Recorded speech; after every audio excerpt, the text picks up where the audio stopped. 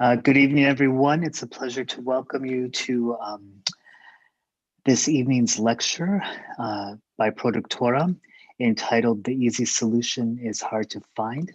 Productora is a Mexico City-based architecture studio founded by Abel Perlez, Carlos Bedoya, Victor Jaime, and Juana X. I hope I'm pronouncing that vaguely correctly, Juana. I'm so sorry if not. But this Productora's work is distinguished by an interest in precise geometries, the production of clearly legible projects with limited gestures, and the search for timeless buildings in their material and spatial resolutions. The studio's work has been presented in the architectural biennales of Beijing, Venice, and Chicago, at the National Art Museum of China, and at the Victoria and Albert Museum in London. It's a pleasure to have Juana represent the office this evening. He is currently based in New York City. This lecture is, I believe, our fifth keynote of the spring semester, where we invite internationally prominent architects, designers, and thinkers who are at the forefront of design discourse and innovation to lecture. This particular semester, we selected speakers working from different disciplinary perspectives and in different geographic, cultural, and political contexts to present how their work engages with contemporary issues and debates. So it's a pleasure to give the screen to you, Juana. We had planned this lecture a long time ago with the optimism that we would be able to have you here as a kickoff to the Easter weekend and to welcome you back to the Netherlands, where you lived and practiced for a while, coming from your native Belgium. At any rate, thank you, and the screen is yours. Thank you, Salomon. It's really a pleasure to be here. Of course, it's not an ideal situation. No, like lecturing online is always a bit more difficult than being with you live and being able to have a glass of wine with you afterwards, Salomon, and you and your team at the TU Delft.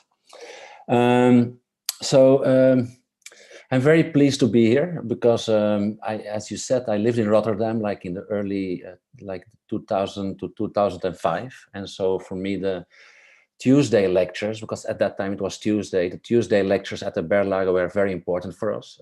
We were, or I was working with Michiel Riedek and William Neutelings at Neutelings Riedek Architects for about 4 or 5 years. And so it was always like a specific moment that we would work longer on Tuesdays and then immediately go to the Berlage, at that time still at the Boterslot in the old building by Oud. So yeah, it's really part of my formation as an architect, those initial years in Rotterdam. So it's for me a pleasure to be able to speak here now. I have put some work of our office, mixed it with some academic work and also more investigation and research and work we're doing at Liga. I hope it makes sense all together, but I believe there's some cross connections you can establish. Well, at least I hope so. Let me see if I can share my screen.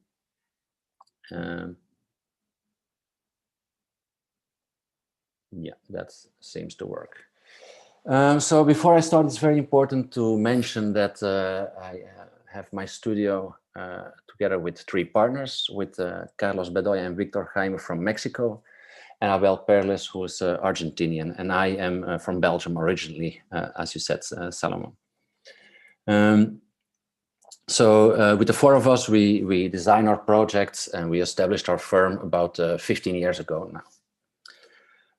I'll start with some projects in the south of Mexico, in Oaxaca, and work my way up. Want to show some projects in the US as well, and I end with a small detail in Europe. And maybe the first one is a sort of double of projects, of 2 cultural projects, public cultural projects in Mexico. The first one is this community center and museum in a small town called Teotitlán del Valle in the southern state of Mexico, in Oaxaca.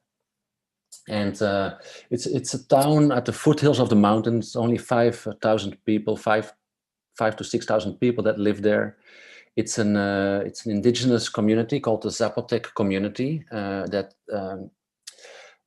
established the town at the foothills of this mountain, and they're very famous because of the carpet weaving they do. And you kind of expect this carpet weaving to be a sort of very local tradition with very local motifs and with very everything is based on their local indigenous traditions. But if you look at these carpets, I don't know if you can see my cursor. I guess my cursor. Do you see the cursor on the screen? No. We are still on your title slide. Oh, but that's not okay. Then I have to go back. Let me see how to stop that. Let me go back. If that happens again, let me know, please. Okay, let me see.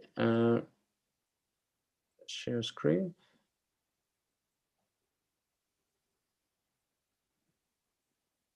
So now you see something else, I guess, no? Double click. Do you see now a carpet? No, we only see that you started screen sharing. You don't see. Let me see what I can do. Stop share and start share again.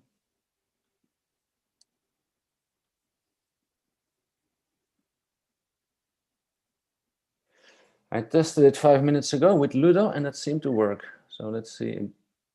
Is that working now? No. No, I see Ludo saying no again. I'm going to try something else. I'm going to not share my desktop, but try to share only the PowerPoint. That sometimes works.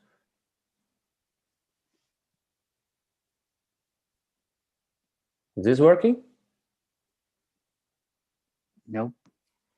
Well, then I'm maybe out of options. I have no idea what to do.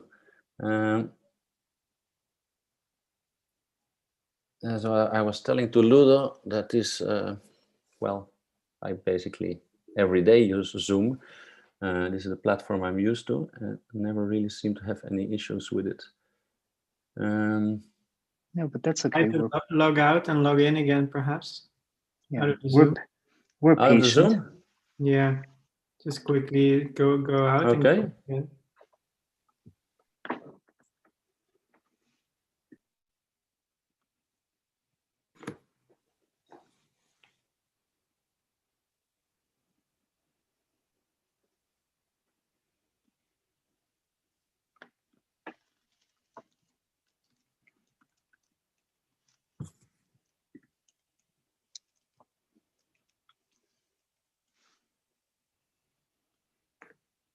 Okay, I'm back.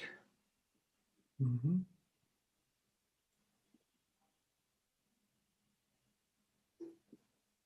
Yes. You see my Yes. desktop? Yes, perfect. Yes, let's now see if it still works when I put my slideshow on. Do you see the front page again? Yes. Is it moving? Yes, perfect. Now we're there. Fantastic. So the same thing short. These are my 4 partners, my 3 partners. So this is the small town I was talking about in the southern part of Mexico, in Teotitlán del Valle. It's a cultural community center and museum. We did there. You see the building, right? It's okay, perfect. Thank you. So it's a town with about 5,000 people, a small indigenous town, Zapotec culture, and at the foothills of the mountains, and they're famous for their carpet weaving. And you would kind of expect that these motifs they use are really embedded in traditional local culture, but since in the 1970s, the Navajo carpets in the United States were such a popular item to acquire. There were not enough Native American indigenous people to weave them, so they started to send out all that work to Oaxaca, to southern Mexico. And so basically what you see is that like some of these motifs are like Navajo motifs from Northern America mixed with their local culture. So even that, what kind of is presumed as a sort of traditional weaving culture is actually really part of a sort of global circuit of production and of demand and of presence and availability of labor force as well. So people that grew up in that village now, they have been weaving a mixture of motifs for the last 40 years that is actually already a sort of globalized system of indigenous motifs. Here you see my partners, Abel and Carlos, explaining the project to the local community. These towns, they have a self-government system in which like the group of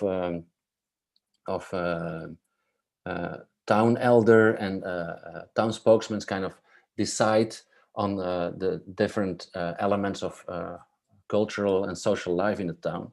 And so basically with this group of people, they decided that we could use a small plot at the outside of this of the main square of the town to place their new museum and community center. It's a very awkward plot. It's next to this little river you see here. There's a sort of palm tree at the end, and it's really the lowest part of the town. It's almost you can see it here on the right hand side where the little river is. And so our building is actually the last one in sort of sequence from the church. It's almost a metaphor about how life works in these small Mexican towns. The church is on top, and then you have the municipality slightly lower, and then cultural affairs are on the lowest ladder of this organization. And so our building really kind of have to make a sort of transgression between these different elements, from the upper plaza to the local town square, and then we integrated in our building a large stair that would bring you down to this area next to the river that kind of distributes further to the rest of that town. Here you can see it's quite some volume we had to build on site, but we still wanted to make sure that our building would be part of that one-story town square with one-story elements, and trying to adapt a little bit to the local morphology of the town. So in the end, our building is actually a 3-story height. You'll see parts of it we placed underground, allowing the building to have the right size, the right fit within that little town. So here you see the town plaza, and here then that sequence, that stair that takes you down further from the town plaza as a sort of outdoor seating area as well, sort of protected area, and that then creates these walkways next to the river, and then it ends up with this palm tree you saw in the previous image, as a part of a sort of let's say not new but a reaffirmed pedestrian route through the town. Here you see the building. So the building is a sort of very simple building in one simple bay width, as many of the project in that house. It's the larger building with the kind of bend in it is a museum, and the smaller building is a small communitary library that we added to the project as the existing one was not in good conditions anymore. And during the development of our project, we decided to see if we could redo the town library. Now, one of the tricks we used is if we have this simple one bay spans of a building, to see how we could adapt to the curve in the area, in the plot, without creating a sort of curved building. And so we did that by establishing, like creating this kind of gap in between these two rectangular volumes just at the moment where the curve hit that building, as you can see here. So in the end, what you still see as volumes protruding into the city, into the town's morphology, are these rectangular elements and this like curved terrace in between. Here you see that a little bit more.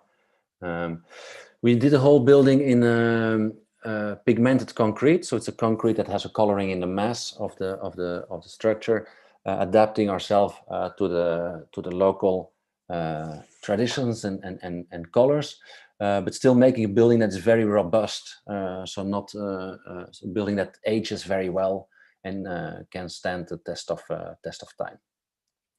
Now, this building has very thick walls. It has 30 centimeter thick walls because we really wanted to make a building that could operate very easily at a very low cost.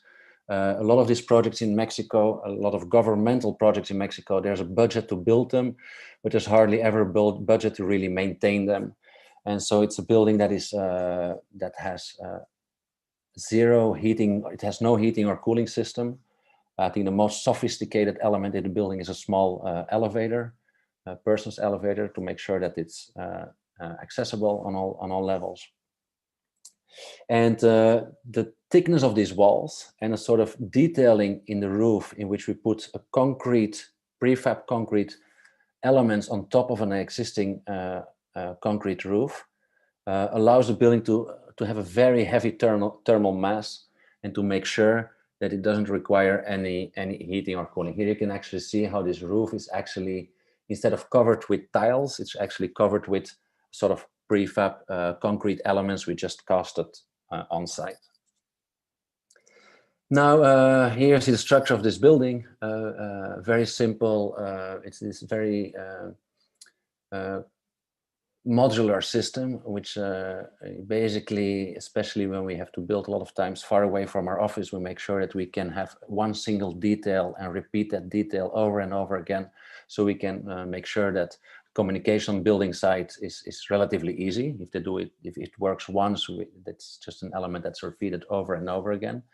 And that that beam system is then adapted where it hits the curve. Here you can see basically as well, like how this building that's actually only visible as a 1 or 2 story building from the outside. In the end, since it has this lower level, as you can see here, actually here you can see the ground level, this whole lowest level is a sort of underground level. In the end, it still allows to create very generous 3 story or 2 story high spaces within the building, even only showing itself as a 2 story building. Then of course we needed these openings to make sure that we get enough light into these underground spaces. And for us it was really interesting to be able to make sure that that museum project that in the end shows local archaeological findings, but also their tapestry, that it could create very different spaces with very different lighting conditions. And that ideally as well, a lot of these archaeological findings, they could be exhibited again underground, in that underground level, with a more, I don't know how to say, like more dramatic or sort of more tenuous light coming in. Here you see one of these triple height spaces. And actually here you see as well, this door you see there in the middle of the space, it's actually a loading door with a pulley above it. So like heavy archaeological elements can be just lowered in from this door, which is actually at ground floor level. This is basically the access from the plaza to that unloading door. And then 2 more images to see the building in its actual use. So of course these stairs, they became really a part of town life and town activity, as it's a space that's also protected from the rain. And so a lot of times it's used as an exterior part of the building that is charged with all kind of activities. And here some images of people, of kids using the new local library. It's a very warm and intimate spaces, but made with a very basic constructive solutions. One of the reasons why we also used why we made the whole building in concrete was the fact that we were very afraid that we would have budget cuts in a later process of the project. So by designing everything in concrete, we even did the sinks in concrete, and we could assure ourselves that nobody would ever make budget cuts on the engineering plans. And we made sure that everything was passed through the engineering plans and signed off by the engineers, making sure that basically when the structural frame of the building was done, actually the building was done. And we as an office already kind of obtained what we were looking for. This project is kind of the nephew, close to this project. The previous project, it's also constructed in pigmented concrete from the same year. This project we did with Isaac Broid, a very interesting architect and a good friend of our office. And what we tried to do here, we were asked to design a building that replaces this existing auditorium, this trapezoidal shape you see here on the left, in front of a very interesting archaeological site. And we had to basically place the same program in it again. It had to be an auditorium for about 1,000 people for cultural events. Now, of course, being able to build in front of this archaeological site is, of course, a fantastic given. The pyramid of Teopanzolco is a traditional twin stair typology, as they call it, like with a double stair going to the top, which are relatively rare. And on the right-hand side, you see a very interesting image. You see the image where you actually look in between two of the pyramid layers. It's really interesting to see how in the pre-Hispanic, in that La Huica culture, but actually in all over Mexico in the pre-Hispanic cultures, architecture was seen as a layer, as a moment in time. And so when a pyramid was built, or a layer of a pyramid was built, it was understood that in future generations, a new layer would be built over it. So in that sense, architecture is always sort of part of a temporary evolution. And here in this case, since the inside is partly eroded, partly taken away, this is one of the few examples in Mexico where you can see really the layer upon layer that was constructed within as a pyramid structure. And I find it interesting to think about architecture in such a way. And I think especially in this project, there was a sort of relation as well that we had to build on top of the existing auditorium. And the existing auditorium was actually what you see here in yellow, this trapezoidal shape. And since we were very excited when we were doing this competition, we kind of had the feeling that we could win it, and it could possibly also be the first public building we would ever build as an office. We were very worried that during construction process, this building would be stopped from the moment we would find some kind of archaeological remnants in the underground. So we said, let's try to dig as least as possible to not encounter that problem. So we used basically the foundations here on the top and the lower part of this trapezoidal shape of the existing auditorium to place our main structure and our main foundations of the building. And so we kind of continue this into a triangular shape that almost by strike of luck just managed to fit on the site we have. And then by anchoring our building to these existing foundations, we knew that we could excavate a minimum. Now, doing that, we did have another problem. If we would make sort of triangular space on top of the existing auditorium, we didn't like at all the relationship between the existing archaeological main element, this twin stair temple there in the center, and our own building. So we knew that we had to adjust the axis of composition between these two buildings, because for us it was all about the dialogue between this new architecture and the existing architecture.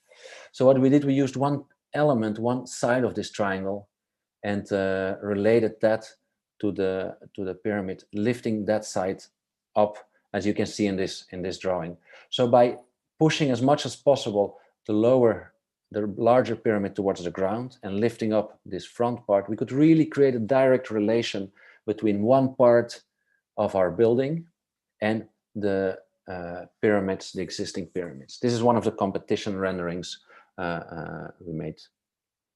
So here you can see a little bit how it works. So here the main structure is anchored along these sides on top of the existing auditorium, and all the rest was just basically a large concrete pour on top of the existing ground, sort of a slap on grade construction,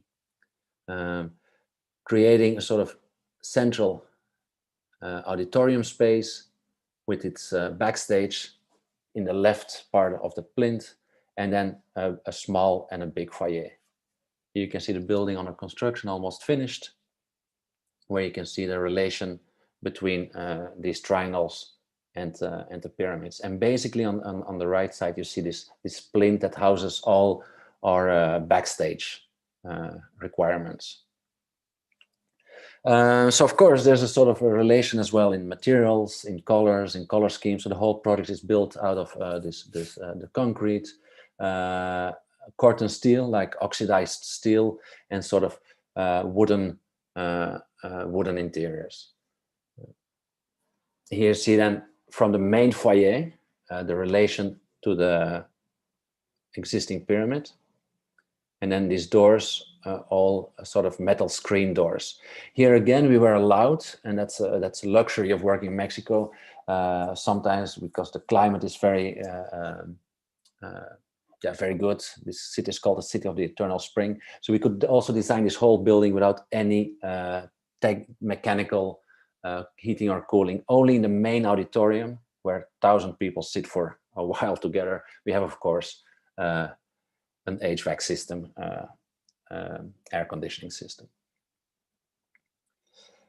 The relation between these different elements, and of course how this continuous steps of that roof surface then became to play a sort of very important role in kind of reading and using the building in a different way, and not only having the auditorium as a space where you can sit in and enjoy cultural events, but also use that exterior. It immediately became a sort of new gathering space for the people of Cuernavaca, the town the building is located in. And it's a place where you come to see, not only the archaeological side, but you come to see and take a look at the city itself. It gives you sort of a high vantage point and sort of adventurous walk. And of course, since it's a graded surface, this surface can then also be used for all kinds of events when the weather permits it, for outdoor events, etc. Here you see the interior spaces with this very, I think that's part of how we try to work with a very, very limited set of materials, and of course, basically a solution of lines and lattice work to solve interior relations. From here you see how you go from the main foyer down the stairs, and then you end up at this smaller foyer with the bar and the access to the auditorium space. On the inside, it kind of repeats the same elements. It's a 980 seat theater with two seating areas at the left and the right. And then a last detail, but that's, I think, like by finally resolving this plinth with all the backstage, the position of the existing trees became a sort of key element to kind of puzzle them into the existing building, and started to really organize the way these spaces underneath the building were organized. Trying to really make sure that the few things we had on site that we thought were of any value, that was these trees, and of course the pyramid across the street, but to kind of make sure that we could reintegrate them as kind of valuable almost actors, players on the stage. And I say a stage because this, we call it also our Isabelina, like our theater, like a sort of theater. It's not really a theater, but a place where people can sit as well for outdoor events, for jazz bands, for summer nights, etc. So we really try to create, instead of one single room, a whole set of outdoor spaces and outdoor possibilities to use and to program and to plan this building. And of course, these few trees we have there became a sort of key aspect in accompanying you going up and down to this plinth. In the end, it's not so much, I think, a part of the design intelligence is not so much about the design of that triangular composition in relation to the pyramids, but also how then that building kind of reacts in a sensible and sensitive way to its immediate environment, and how it comes down to the ground. And I think that's in the end, I would say for many of the projects that we work on, kind of a really interesting or an important part to see how our buildings do not only function as architecture on itself, but how they kind of allow to rewrite and to reread and to reorganize the context that surrounds them. I think that's very important. Being the Mountain. Being the Mountain is a small is a booklet we published last year, 2020, together with MCHAP, with the School of Architecture at the IIT in Chicago, and with Actar Publishers. And the whole book is, it has a previous building on the cover, but the whole book is basically an exploration and the relation between architecture and topography. And to explain it in very little words and as a bit with a shortcut, I would say, it kind of talks about how modern architecture was basically developed in the early 20th century as a very plan-driven discipline. Corbusier said the plan was a generator, we kind of understand that the pilotis that Le Corbusier used were not only a way to raise up buildings from the ground, but were also a very easy way to mediate with topography and to kind of make sure that even on sites with a very pronounced topography, you could still have a sort of very organizational, logical logic in plan. And I think these sketches down below there from Le Corbusier show that very well. For Le Corbusier, and I reread the very obvious thing about the pilotis, that the rooms are removed from dampness of the soil, they have light and air, the building plot is left to the garden, which consequently passes under the house. For Le Corbusier, this detaching of the architecture from the ground was not only, of course, a technological or a programmatic or a solution, it really was a sort of ideological stance of an architecture that would rupture with its foundation, that's not much rooted in a previous culture. And so here's another example of the Corbusier, for example, the Carpenter Center in Massachusetts, in Boston. And I thought what was interesting, what we tried to look at a little bit, well, here actually another example, which is probably the most iconic house of modernism, Mies van der Rohe's Farnsworth House, that in the end, by being on these little stilts, really became to represent sort of a modernism that breaks with tradition and that stands on itself. And it's very strange because Mies's projects were in general not at all like that. They were very embedded into the earth, into the ground. Actually, all of his buildings have a sort of underside, sort of basement space that kind of allows, that houses all the clutter and all the restrooms and all the mechanics and all the programmatic spaces, allowing Mies van der Rohe to play his clean game of orthogonal modernism on the top floor.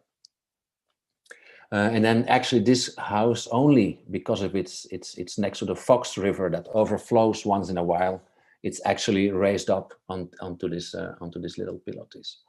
So, but what we were interested in, it was in kind of seeing how at a certain moment, like say in the second half of the 20th century, when all sorts of critiques to sort of early modern architecture arose, also the idea of the relation to the grounds became very, very important. And there are many projects, and here this is apart from a research we did with the students at IIT, that has to do with houses built on hillsides. But there are all type of project has to do with housing that is excavated. The idea of the cave came into play. There was a real search for architecture to relate to the ground surface. Kenneth Frampton, in relation to critical regionalism, started talking about rootedness and the topographic and topological qualities.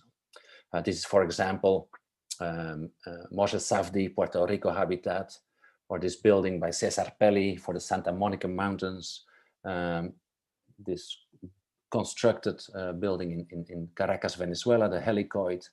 And so closer to us, to Mexico, this building, and I write a small article on it in the book, Being the Mountain, this really particular building by Ricardo Legorreta from 1981, his hotel in Ixtapa, is kind of an interesting key reference in our office sometimes. And Legorreta built that building in, let's say, 1980s, probably one of his last really interesting projects. And it is not a singular building that stands alone. He has been working a lot with that idea of the slope and a sort of building that could follow the contours of topography. You see here on the right-hand side that very beautiful little weekend house he did in Valle de Bravo in Mexico, which has this has a section, a sort of very long slanted roof made with wooden shingles that kind of follows the topography and kind of houses the different spaces and patios within that same volume.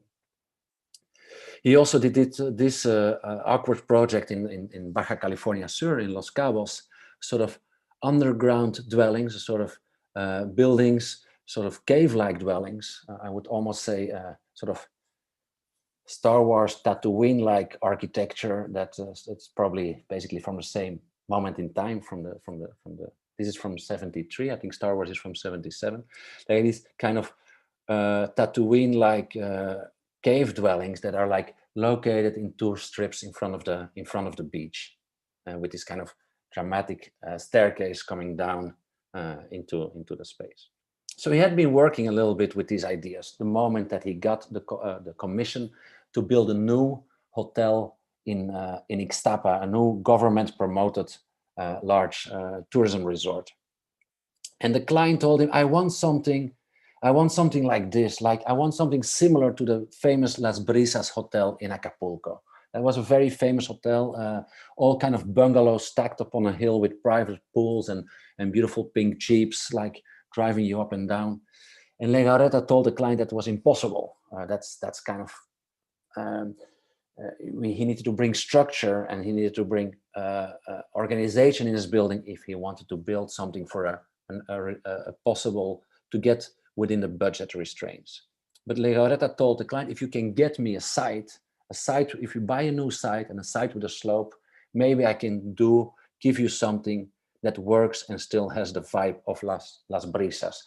And then he built this building, this kind of a sort of huge hotel that kind of basically covers a whole mountain range looking to the Pacific Ocean. And it's actually a very strong building. I've been there a few years ago. My partner Abel, I heard he just went last weekend again, and it still holds up very strong.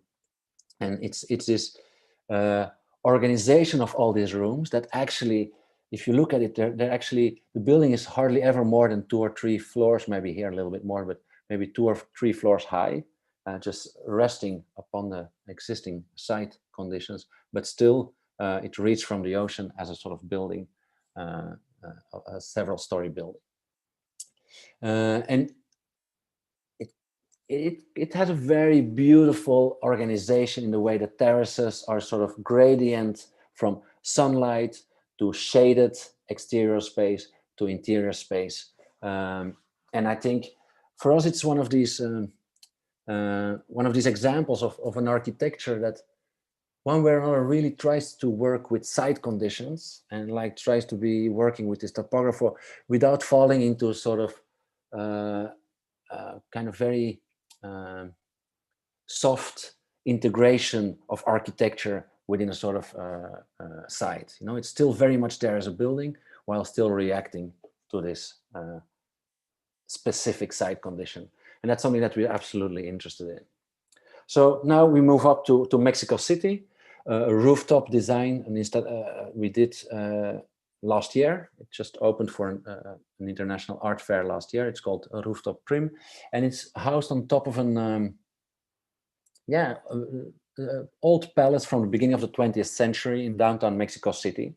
And the owner of that building is he's using it since years as a sort of venue where he organizes parties and weddings and events. And he very smartly kind of takes advantage of this ruinous quality of this building while still giving it sort of elegance and glamour, working with plants and with these textures he has at hand. Now the problem is it rains 5 months a year in Mexico, and then when it rains 4 months a year. It rains almost every afternoon. So the afternoon and the evenings is just when he does his business. So he asked us if we could cover these 3 small patios you see on the left with a roof structure. If there would be a roof over it, he could continue with his events and wouldn't have to interrupt events because of the rain. So when we got that project, we said, yeah, it's a bit weird to be designing 3 little roof structures on top of 3 different patios. And we said, why don't we design one single roof structure that could cover all 3 of them? In that sense, we can not only create a project that is kind of more consistent, but it also creates like possibility to then starting to use the spaces, the roof spaces in between these different patios as also covered spaces for elements. So we started to think about the structure. We started to make some models, thinking how to make a sort of lightweight structure. Here you see like metal frames of 2 by 2 or 3 by 2 inches, as light as possible. And maybe by repeating a lot of them, we placed them every 1.20 meters, trying to establish, to make it as light as possible. This did not only allow us to make it as transparent and ethereal as possible, but also organize or made sure that we could place it onto the existing building without having to bring the foundations all the way down. So we just organized here, you can see it in the construction pictures, some new concrete rings to kind of hold the existing building together and to earthquake proof it, and to make sure that that could be the base for this new, very light metal and screen and polycarbonate structure on top of this old palace. Here you see a little bit how it looks. We try to make it as open as possible, so light could come, wind could come through, it could ventilate by itself. Try to add as much plants as we could, and really try to create a sort of atmosphere that's seen from within the patio still shows a sort of blue sky, sort of relatively open relation towards the sky above. Here you can see that as well, the existing building with then, of course, a sort of very strong contrast in materiality. And then here you see these spaces that kind of stay in between these patios, in between these green areas that can then be used for all kind of performance events, drinks, etc. The structure is asymmetrical, as you've seen. So basically what we did, we kind of added another distance on the right-hand side, making sure that we could create a sort of walkway with enough headspace all along one side of this roof structure, creating a sort of connection. And of course, what we were really interested in is seeing, while in the previous project we work with materials that are very natural or feel very organic in the way they're colored.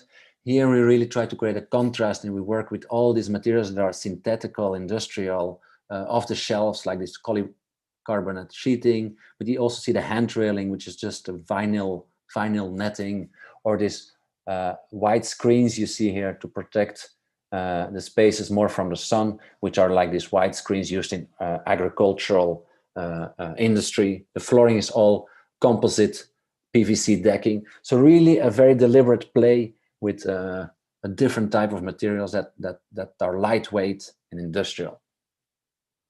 Here, like the thermal joints between different elements of the structure, where the polycarbonate just continues and the structure interrupts. So actually, when you see it from above in the evening, in the daytime, it kind of blends in with all the rubbish and trash that's all over the Mexican roofs of kind of plastic coverings and tinacos, like water deposits and screens and roofings. But in the daytime, it becomes kind of this lit peak and this kind of horizontal element that kind of contrasts in a beautiful way with these vertical elements of the city behind it. In relation to that, now up more up north to the Houston Endowment project in Houston, Texas, competition we did in 2019 with Kevin Daly and TLS Landscape. The building is now almost ready to be built. We hope to start construction, let's say, I would say this month, but let's say before the summer, to give ourselves a little bit of space. It's a building for the Houston Endowment, and the Houston Endowment is a private institution that basically it's a fund, and it basically supports cultural and social initiatives within the city of Houston. And they have been housed for many years in the rooftop of a skyscraper in a sort of lawyer firm-like atmosphere, and they really felt that they wanted to have a building that's more open, more transparent, more in direct relation to the community, to Houston life. And that's when they wrote out this international competition in 2019, for which we were selected, and then finally won the competition as well. And so the site is a very particular site, very complex. It's actually a private lot on the top side, on the northern side actually of this park, while the whole park is a public park. So it's a very strange relation between a sort of private building that in the end will become sort of the anchor of a sort of public project. And delving a little bit into the archives of this quite desolate environment close to the city center of Houston, we saw that it used to be a very green, very dense and very forested area. This whole Buffalo Bayou, this whole river circuit here, was actually densely populated with trees.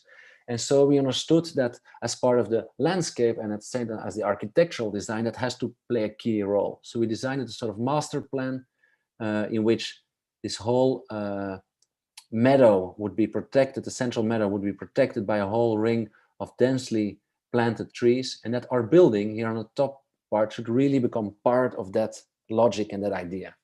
And so it becomes part of that same ring of green. So here you see the relation to the city of Houston.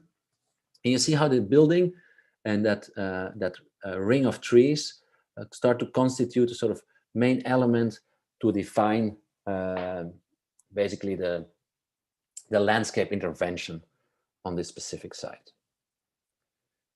So this was for us the building. It's a sort of building that kind of continues the idea of the tree canopy. It's a sort of building that has a very prominent roof to protect yourself from the sun, and kind of connects to that green area.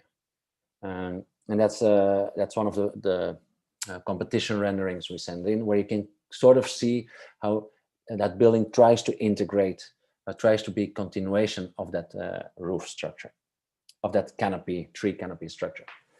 And we found that very suiting for Houston, because Houston has this tradition of ice houses and of like villas with like porches, like covered spaces with canopies, but also the Rice campus, for example, which is known for this beautiful canopy of live oak trees, and even Renzo Piano's Menil Foundation. No, it's basically all designed around the idea of a sort of protection from the sun. So one of the competition diagrams where you basically see an open ground floor, basically their office spaces, and then again that same idea of that canopy. Then here you see in the competition drawings how basically sort of organization of public walkways was organized, but walkways organized in such a way that they really relate to a building, trying to establish connection between the users of the parks and users of the building, as you can see here, but also symbolically that users of the park and users of the building are actually sheltered by the same roof. So the roof that was built and by this private endowment, by the private funds, is also kind of a roof that is shared by the users of the park. And then above that, a whole set of office spaces, trying to make sure that they all collect sunlight through many different, from many different directions. Here you can see a little bit. It's a very simple, it's a basic steel structure with cross-laminated timber floors and walls as divisions. And here you can see like how light comes in from the front, from the back, left, right, above, and below in most of the office spaces. Juana, I think we're frozen again. Oh, since when? We're in the sketch. Okay, thank you. Yeah, please let me know. That's Yeah. I don't know what I have to do. Do I have to now go out of my? Yeah. Try it again. And Okay, let me see. Share screen. Thank you for letting me know. So, do you see it now? no, we have the same problem. Maybe can you log out of Zoom? We just take a little pause. All right. It'll be a long lecture when we do it. It's okay. All right. Stop share.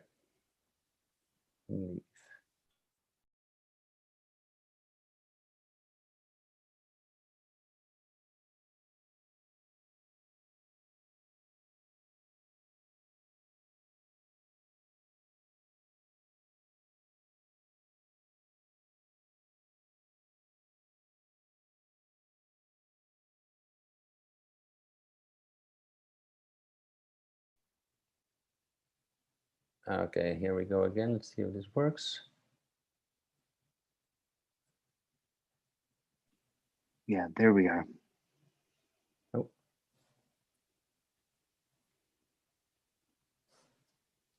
You see that? Yeah, perfect.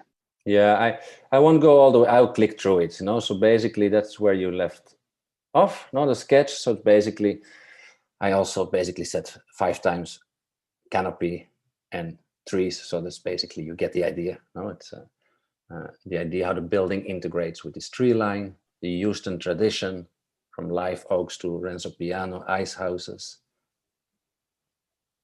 organization in plan, and basically how both. We're frozen again.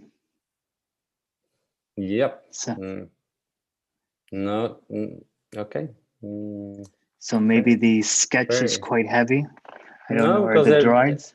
they're JPEGs. They should not. Okay, I'll start after them, but there should not be a problem.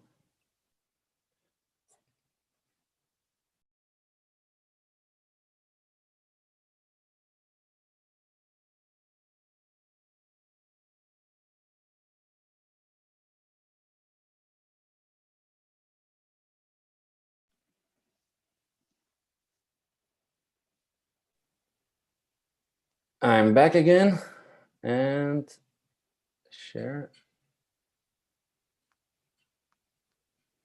This is really the first time that we've had this. Yeah, trouble, same here. Yeah, so I don't know. Maybe Zoom made there's some kind of update or something that we're not synchronized. I don't know. Anyway, sorry for that. Do you see this? Yes, perfect. So basically, I think what's important to tell is that to solve the architectonical problem of the building, we make sure that we twisted the roof a certain amount of degrees, about 30, which allows the columns not to align one in front of the other, like a typical building based on a column grid structure. So what happens by this shift in alignment is that all these columns, as you can see, they kind of are one next to the other. Now, I hope you see now a sort of frontal image of the model. Yes, to your students say. You can see it in the rendering as well. Also, by making sure that this roof canopy has kind of sort of geometrical order, which is not perpendicular to the building, all of a sudden these columns, they start to become a much more playful array of elements in the facade of this building. Liga Archives. For those who don't know, like next to what we do in our office as architects, we for 10 years now we have a non-for-profit space called Liga Space for Architecture, and basically in Mexico City we try to promote young Latin American architects. And so since 2011 we've been doing exhibitions showing work of upcoming talent, and it's basically because there's a need for these spaces. There's a need to create knowledge from within Latin America on Latin American culture, and not only through the GSD or like foreign institutions, and also because there's really a need for Latin American architects to think about their work apart from the work that they do immediately in relation to clients and construction. And it gives architects, it tries to give architects a moment of a break and to present their work in an exhibition format, a lot of times installations. And so after 10 years of doing that, now we added a new program. We started probably a few months ago.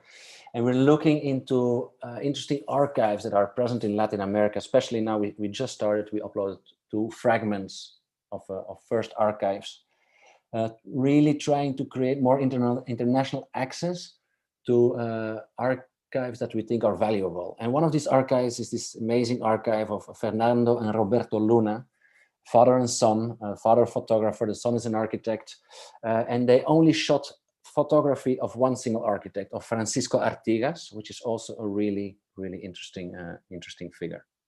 Here you see Banco de Mexico. Just asking now every time if you see my slides. But, so it was a very, very interesting architect, a very, how would I say, with a very schizophrenic practice. He would at the same time develop in his architectural office in the 1950s in Mexico, this little bank building, while simultaneously designing also this interior for affluent Mexican family in their country house.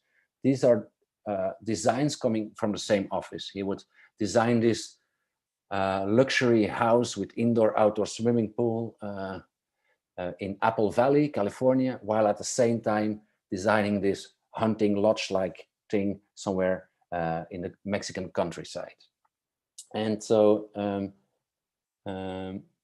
Francisco Artigas, this is the man, the architect. You see him, cigarette. I think it's a gun. I think that's his lighter, I guess.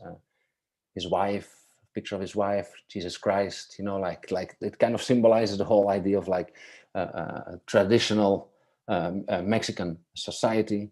He made all these buildings, or most of his buildings, like this one, in the Pedregal. And the Pedregal is a really interesting development at the south of Mexico City, which was not at all his idea. It was actually thought of, it was actually the brainchild of a much more famous architect, actually the only Mexican architect that ever got the Pritzker Prize, are Luis Barragan. Barragan, in the early 1940s, he discovered this kind of wasteland in the south of Mexico City. It was basically a sort of wasteland with lava outcroppings. It was actually a sort of tongue of lava that a volcano, the Xitle, in the 800s, kind of erupted over a part of the southern part of well, I would say Mexico City, but of course at that time it was not yet Mexico City. And Barragan, he saw quality in there. He saw that there was a sort of powerful quality of these elements. And he immediately thought that if he would try to sell this, because Barragan, apart from a very spiritual architectural designer, he was also a very smart and avid urban developer. He understood that if he had to sell this, if he wanted to sell this land that he bought for very little money, together with the help of some financial investors, he had to kind of create a sort of cultural movement around that land. So he started bringing, for example, Dr. Atl there, who was a very famous, he was actually famous for his paintings of volcanoes, and started asked him to create imagery of that landscape, which he started to promote in magazines and books and lectures. He also took a young photographer there, Armando Salas Portugal, which became then his photographer he used for the rest of his career, to create a sort of, to kind of portray that landscape. Then he also started to make, as you can see here, small interventions, like these little steps you see. And so more than designing architecture, he started to design sort of landscape interventions and small gardens within that Pedregal area, trying to create a sort of cultural movement. And then he started announcing that land was for sale there. And he did that after this landscapes intervention, which he opened up to the public. He started to sell this, he started to make this sales pavilion. This was his first sales pavilion, just before the 1950s. And it was an architecture very much connected to the ground, very heavy architecture, very rooted and very tough masses. Right? They say as well that he put at the top right corner, you see that pigeon house, you know, like a pigeon, I don't know how you call it in English, a pigeon space. And people told him that he didn't only design it because he liked the stark geometry of these elements, but also because the pigeons would give his architecture immediately a patina by the bird droppings that would fall all over his architecture. And so this kind of robust, grounded architecture, these volumes in play with this rough, well, geological, topographical condition, just volcanic outcroppings, was kind of the selling point.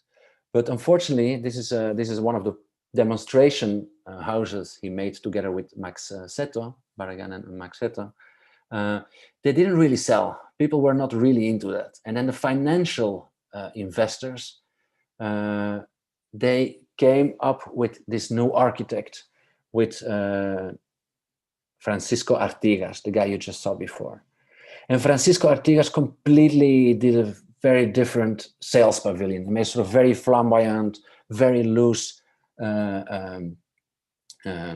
little glass pavilion standing on a few columns, lightly hovering above that lava mass that's underneath it, and with this kind of zigzag ramp going up. And of course, this spoke much more to the imagination of people. And the houses that Artigas started to develop really kind of combined in a sort of very blunt way, sort of Californian case study architecture, sort of Californian steel and glass boxes. And he placed them kind of, he just crash landed them on top of this volcanic landscape, creating what for me is like a super powerful contrast in between these different elements. And then he started to photograph them in these super high contrast Ektachrome images, creating really a sort of whole new architectural imaginary that had much less to do with the sensibility of integration that Barragan was talking about, but much more about sort of powerful contrast and relation between different elements. It went so far that he even started to incorporate part of these elements into the dining tables, and as a sort of really sort of a trademark, a sort of signature element of that development. And so finally, when then in the 1960s, this is a publicity from the 1960s, the advertisements for the Pedregal, they've been running for more than 10 years, inclusive television commercials, etc. Actually, the only thing that stays is actually that idea of just these crash landed modernist boxes on top of this lava outcroppings. And I think that's really interesting to kind of see how you can be very contextual again without having to be very mellow or soft, but really trying to create these strong contrasts. With all the interruptions, I don't know how long I've been talking now. It's 3 short projects, and then I'll try to wrap it up. So this is a house we did in LA for a good friend, Jessica Fleischman, a graphic designer, and she had this little house. Well, this is an image from the 1920s, small bungalow. And she really needed to upgrade the whole thing, and she wanted to do something and wanted to make it much more modern and much more in relation to the environment and to the garden. Because of course, while these bungalows, we try to convince her, these bungalows, they do have a quality. We like that there was a sort of historical legacy of these very simple tract houses built by developers on top of all these hills in LA. The mid-century modern architecture speaks much more to the architectural imagination of Los Angeles because of the openness, the relation to the landscape. And so we wondered if there was a way that we could kind of combine the ideas of both worlds and kind of say, like, let's work with the cozy intimacy of these bungalow structures and also the historic relevance of them. And maybe we can use a sort of skeleton, a sort of framework as a sort of device to kind of open up those bungalows towards the surroundings. So we basically just added to the backside of the house, to the backside of this wooden bungalow, this blue steel frame, creating a sort of double house in which this element could kind of create a sort of interface between the interior and the landscape and the garden. Here you see already one of these views of the terrace, how it really kind of opens up over the corner to the horizon of the hills, how it relates to the landscape, and how in a very simple way kind of they start to represent two different ways of doing architecture, two different moments of history. And so this project is then finally decided by this one single gesture. I think it's very interesting to see how, for example, since of course the floor heights of this building were givens, because the floor height difference between existing house was given. And since we know that we wanted to make ideally just square modules, all of the dimensions were given from the moment. So if the right decision is made in the beginning, then all the rest of the decisions, they kind of just come forward automatically without us having to design too much.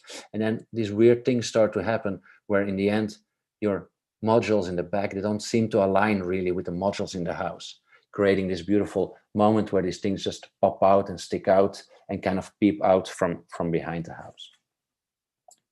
And also these moments where all of a sudden this column structure kind of stands in the middle of this large opening that's made into the garden. And so it's this search, I think, always sort of search for tension in the architectonical project to make them work. Of course, a whole set of interior interventions, but basically still maintaining the idea of the LA bungalow. And basically, in the end, it's sort of color code, you know, where the blue is steel, the pink, I cannot say pink, Jessica has a graphic design, it's foxtail colored bungalow, is wood. And so it's like two different systems that kind of combine and kind of also do not meet. They literally stand on their own foundations. They stand few centimeters apart, and there's connections made between them. I want to show this because we just finished it. You can see it's 2021. We just finished it probably a month ago. It's an experiment in housing, in co-housing, in a very beautiful, very interesting neighborhood. Beautiful is a big word. A very interesting neighborhood on the outskirts of Denver, Colorado, where you have like a lot of these houses, and all of these houses, they're now frequently inhabited by not one, they're too big, but by many families of people sharing these houses. And so many cities in the US are starting to permit that on these single lots, they will start to allow people to have more units on one single lot, sometimes to 4 up to or 3, 4, or even 6 units on a single lot. Now that's wonderful because these, like on the left side, you can see like this, to share these bigger houses by different families, it seems to make all sense. But all homeowners are of course afraid, because they are afraid that what they will get as a next door neighbor is the development on the right. You know, like all these units just cramped on a small lot.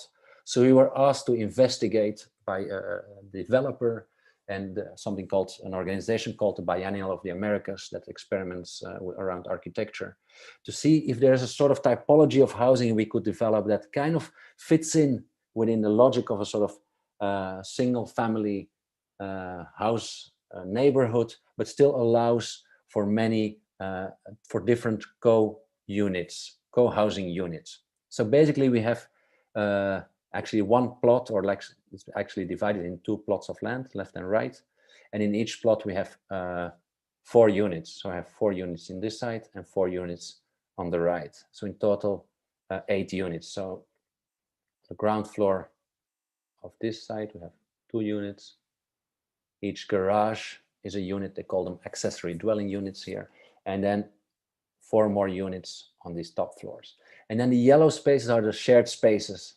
And it's really interesting that when we do this co-housing, we could kind of design a very big kitchen here and a very big living room here, allowing that people could like look through the different houses and really this sort of co-living not only within the same volume, but also between different houses.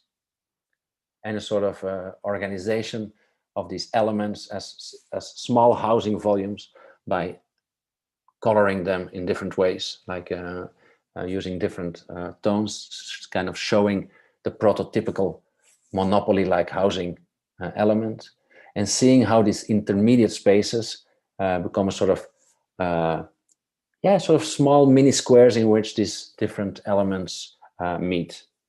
Here you can see a bit that relationship between the different outdoor spaces. And so each unit, they're very basic units, they're very cheap units. They cost $200 a square foot to build them. Each unit, they're housing artist residences, young couples, students. And each unit has their own little bathroom sink, but when they want to share, they can use these communal spaces. Now, these units, since they're very small, they're probably like around 30 square meters, 300 square feet. We wanted to give them a sort of generosity, sort of spatial generosity. And so we always tried to make sure that there's like some very like kind of long elements with sort of tactile qualities. Like, for example, in plan view, it's this long counter going from side to side into this unit, and then in section view it's this vertical ladder giving access to this storage mezzanine or sleeping mezzanine, etc. And then in the back you have these smaller ADUs, accessory dwelling units, or the small garage units, which are actually split level units, in which these studios, they have like a roll-up garage door, giving it really sort of the atmosphere of sort of working loft-like structure, and these different levels, split levels, creating sort of spatial connection between all them. I'm running a little bit because I wanna finish and talk to all of you. Columbus Table, that's my little step to Europe project we were invited to do by the Brussels Design Gallery Maniera. And it started actually off with an invitation to do something in the United States in a small town called Columbus, Indiana, a town with an extremely rich history of mid-century architecture. That's also the town where Venturi Scott Brown did their fire station, for example. And we were asked to do some interventions on the Washington street, highlighting the existing architecture. So, for example, here next to this beautiful lobby of Girard, or this Irwin Union Bank by Eero Saarinen, we placed these elements as if it were some kind of dots into the city fabric that kind of could highlight things that happen behind these facades, show that there's something happening, and basically creating something that absorbs the colors and the materiality. These are actually made by Juan Benavides, who, if I understand, just finished successfully his Berlage stay. So, and so they were kind of elements that kind of related to the existing environment, and kind of absorbed pieces of that in its color, in its materiality, in its reflection as well, of course. And so it became really interesting when we were then invited by Maniera to think about furniture, to think about the design element, to think about elements that are not just objects on themselves, but just objects that really kind of have meaning because of their relation to bigger elements. And as such, it kind of, as I was saying before, that our architecture really tries to kind of make buildings that kind of allow you to kind of reread and define the context around it. Here as well, even this very awkward corner bollards you see everywhere in the city, these kind of protecting elements for corners of buildings. We found it really interesting to start to design some kind of furniture that would also always look for architecture, furniture that could embrace. And we designed this 3/4 circle table for Maniera. We liked it a lot because from different angles it creates very different views, but also because there's of course a very absolute simplicity in the way it's made. It's based on a steel plate that's just bended, and as such, every time we make a production of these tables, we also make one of these. I would call them kind of wall sculptures or wall paintings that for us they have a direct relation to the work of for example, Ellsworth Kelly, no, who would make these kind of sculptural elements, or these graphic elements that were like aluminum or steel plates that were painted, and that are at the same time absolutely two-dimensional, plain, but still really become alive as a three-dimensional object. So that's basically the cut drawing for our table. It's a sort of weird letter B or C or something. That's then folded and then creates this element. That's the partner of my mother, by the way, drinking a glass of wine. You know, like it kind of attaches to architecture or to the sofa or to different elements. So we just made a new version of it, improving them a little bit, thinking how they could be stackable, etc. So that's the last slide. And we are frozen again. So we unfortunately did not see your mother-in-law or the stacked version. So where did you stop? Did you see Ellsworth Kelly? We see Ellsworth Kelly, which is also the inspiration for the Berlage logo, I must say here. Okay. So. Well, it's lecture is over. So while we start talking, I'll just show you the last slides. I pulled them up as we speak. So I think, thank you so much. So thank you so much, and thank you for your patience in dealing with the Zoom difficulties, which were unprecedented. But I do believe that there are some questions from our students. Jin, you had something to begin with? Yeah, sure. I guess I was first with the house in LA. I was curious, possibly that was also an ADU unit, because I know there's been kind of relaxing on that requirement, but also in general about that topic of them are in the US allowing multiple housing units on a lot now. I think for me, when I think of that, the kind of concern about the type of building that might come into the neighborhood, it's less about the, I guess, number of people, things like that. It's just kind of how the neighborhood looks, which is very closely tied to material. And it was surprising for me to see this kind of bright blue metal structure. So I was curious how, like, do you know how people responded to that, or was, I think more traditional people would be like, we need a wood frame, blah, blah, with shingles on the side, etc. And then that'll blend in. Yeah, I mean, I think it's a very, very relevant question. And especially also when I show like first the housing next door, that's kind of very historic and has a certain quality.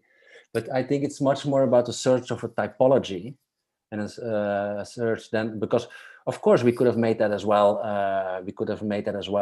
Sort of more, how would I say, sort of materiality that blends in, even sort of a color palette even that blends in more, you know, like with the neighborhood. But this is really a project that it's a project that really tries to explain a sort of organizational system rather than a sort of system of color and blending in with the neighborhood. And I think it's been a little bit one of the things I've been trying to say in the overall idea of the lecture, you know, like how can we kind of be one way or another play with elements we find in the neighborhood, but still dare to be bold and still dare to kind of be there as architecture and not only to hide away, and that like as if integration is the only way to be contextual, you know. And I think there's like many different ways of trying to be contextual and sensitive to the environment. Because I also don't think these neighborhoods, they're really rapidly changing. And so they will change. I think it's good that they change. They should not stay the same neighborhoods. But so we don't have to repeat the type of architecture that's already there. But still, I mean, at least in our way of thinking, there's still a sort of intent to continue with a certain tradition or typology. Yeah, that makes sense. But maybe just to piggyback on Jin's question, because I think it's a good one. Well, even though Jin is born in Korea, he's essentially American. So like myself and Jacqueline, I think this kind of project would be, I mean, would just be curious what you learned from realizing this kind of project in an American context, which is a much different kind of context than maybe the kind of Mexican context in doing something for a municipality at a smaller scale where there's a different kind of value system. I'm just trying to maybe rephrase Jin's question, because what I think he's getting at is something much more related to style and people's taste, and how do you basically argue for a project when the local community board or even the local clients will want the kind of shingle-sided house. And so that's maybe, sorry Jin, I'm trying to rephrase the question here a little bit to get to the discussion, because I think it's an interesting one. That's on the one hand, but then on the other hand, one of what you're also bringing up is that these neighborhoods also have probably a new kind of generational or demographic impulse that basically allow for new forms of experimentation. I mean, just even this idea of co-housing is not a very American concept, where everything's about a kind of manifest destiny and about the private lot and your individuality. So this is also a kind of generational shift to another kind of client than necessarily ma and pa kettle. Anyways, so I don't know if I really came with a question here, but more kind of analysis. But I mean, maybe some reflection a little bit on that in function of how is it to work within the American context now, I guess would be the question, which is much different than the Mexican context. What have you maybe learned, or even the Dutch context?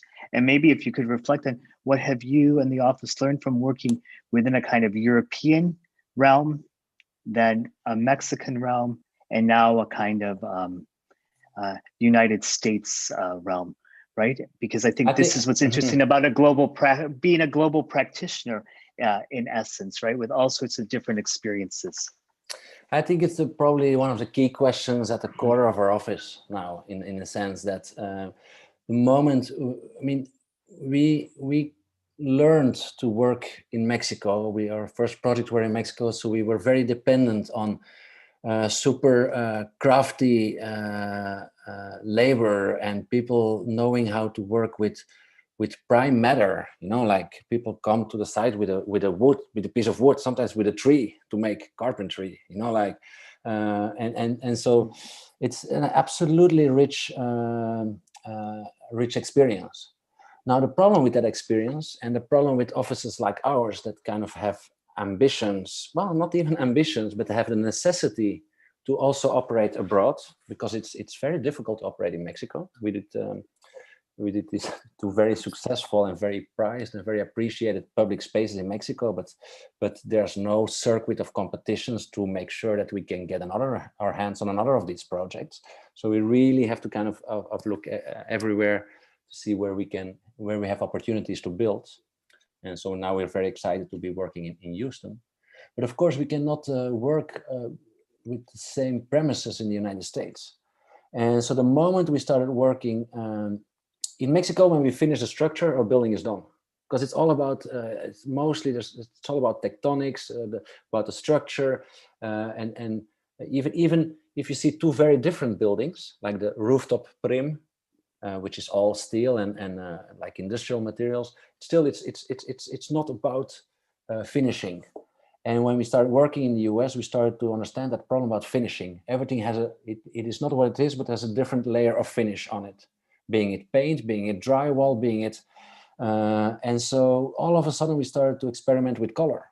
And we said, okay, wait a minute, we have to use color here, because otherwise everything is just white paint, and I think sort of the continuous forth and back between our constructive logic in Mexico and things we're learning in the US, and trying to see how we mediate as an office between these different things. I think that's absolutely crucial. And I think it kind of allowed us to be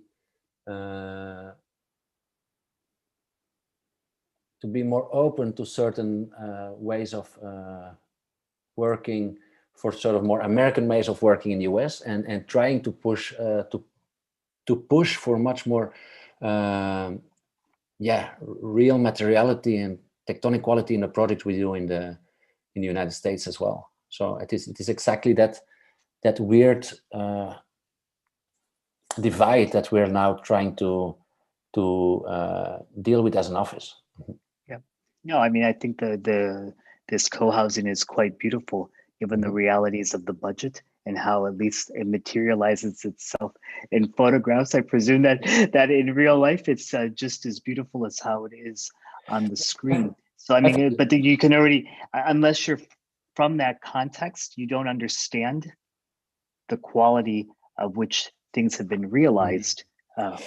It's very strange because since you work also with a very low budget, for example, in Denver, then at a certain moment you have to all the materials off the shelf, of course. You know, like, yeah, of course. So you choose a standing seam roofing system, and they come in like 40 different types of beige, and then you have like a few very weird colors. It's all beige, like that, you know, like contractors beige because it's neutral. Beige.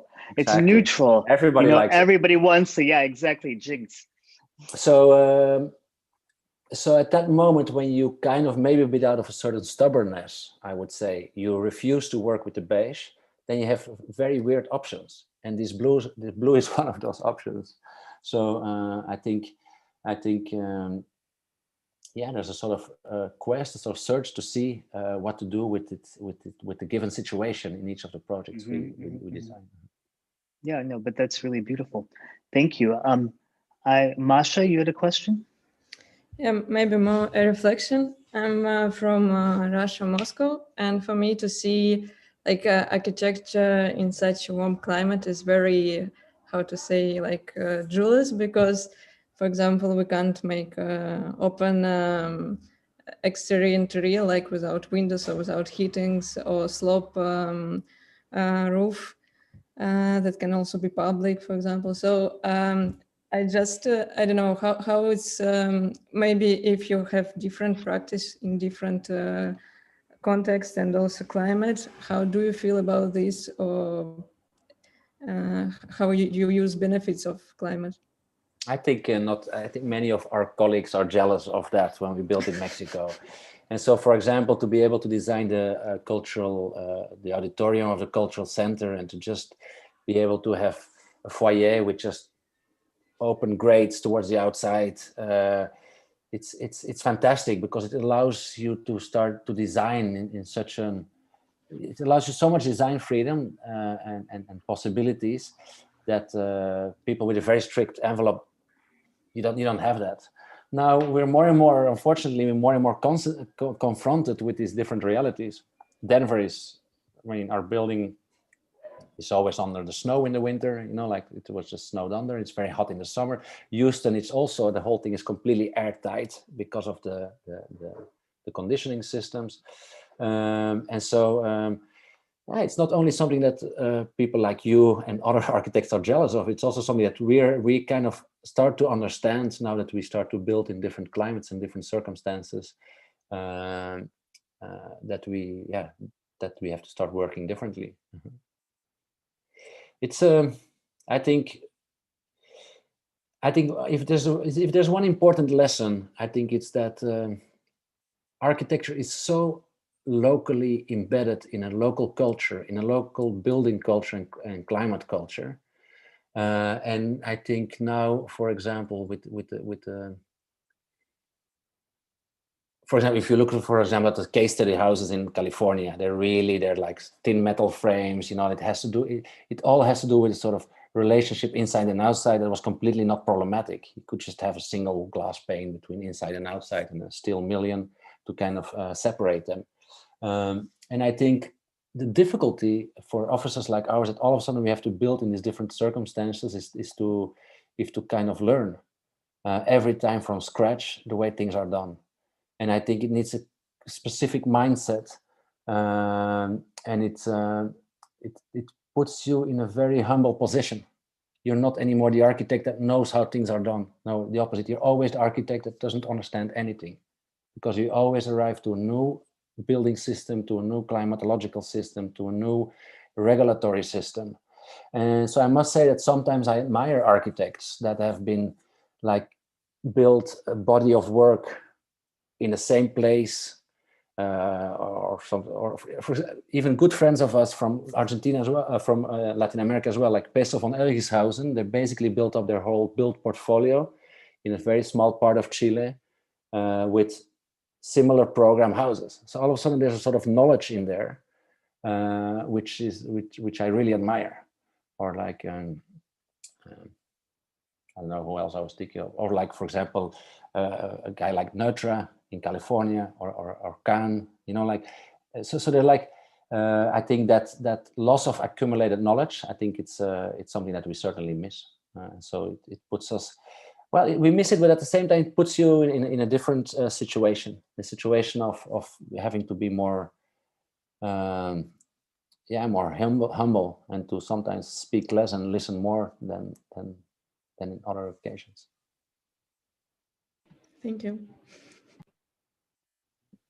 I have a question about it's related to the previous one, I think, about the outdoor spaces of this auditorium in Cuernavaca.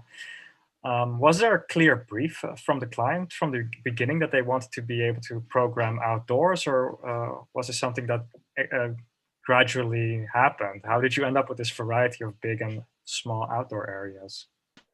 Well, no, I mean, the brief was actually a very limited brief.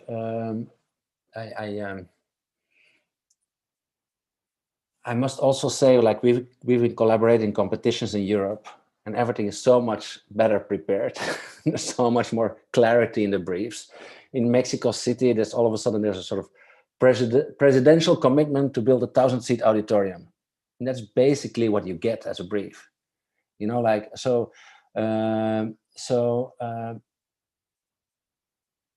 it's sometimes problematic, because it sometimes makes the competition, especially the competition structure, a bit unfair. You know, like, some people all of a sudden they kind of change the program a little bit in a very clever way, and that kind of makes the building. But on the other hand, it gives you a lot of freedom and a lot of possibility to do to kind of reinvent your own cultural center. And we immediately understood that 1,000 seats is a very big space. So the moment that you want to do a sort of jazz evening on a Tuesday, if you want to do that in a 1,000-seat auditorium, that makes no sense. So you need at least a sort of very cool side foyer where you could do that, or an outdoor space. And so I think not beforehand, but I think rather through the design process. I think there should always be a sort of belief or sort of trust, or sort of in the design process itself, that the design process will give you these ideas. And so and that's one thing. And the second thing is, of course, upon handing over your building to your clients,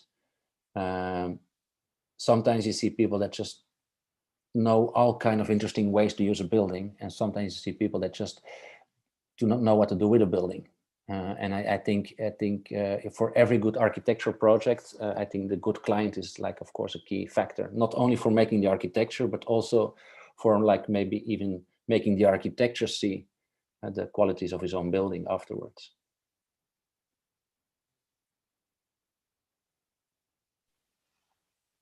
Great, thank you. I have a question also, if it's possible. Hello. Hi, Yes. Anne. Thank you for the lecture first. That's really cool. I would like to know a bit more about how do you incorporate Liga as a non-profit organization in your work or in your practice? Well, the thing is, we don't incorporate it. And I think that's the same thing as teaching. Teaching is also very deliberately something that is not related to Productora. For example, the teaching, we do it mostly we do it individually. You know, like, sometimes we teach as an office, but